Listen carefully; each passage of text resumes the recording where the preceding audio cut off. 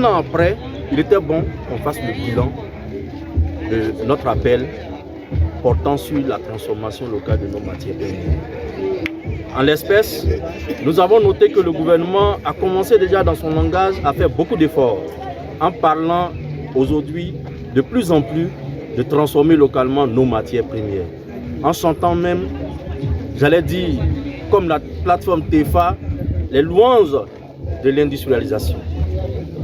Mais la plateforme TEFA appelle à une industrialisation maîtrisée par les Ivoiriens.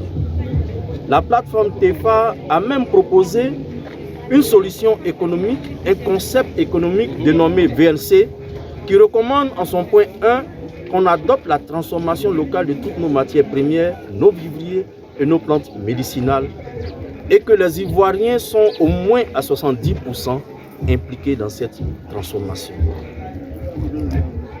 Vu sur ce premier point, le gouvernement fait des efforts, mais n'a pas encore accompli la transformation selon donc la VRC, selon donc les recommandations de la plateforme TEFA.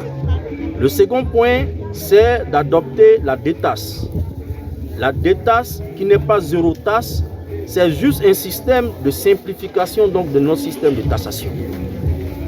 Et l'accompagnement financier de tous ceux qui s'essaient à la transformation. Sur ce point également, le gouvernement traîne encore les pas. Le troisième point, c'est la déréglementation administrative qui voudrait que les Ivoiriens qui veulent montrer l'exemple de la transformation doivent être portés également par le gouvernement. Et mieux, pour que nos produits Made in Côte d'Ivoire percent le marché international, il est bon que l'État montre la route par de grandes structures qui donc vont ouvrir le marché international au profit des produits Made in Côte d'Ivoire. Ça encore, ce n'est pas encore fait.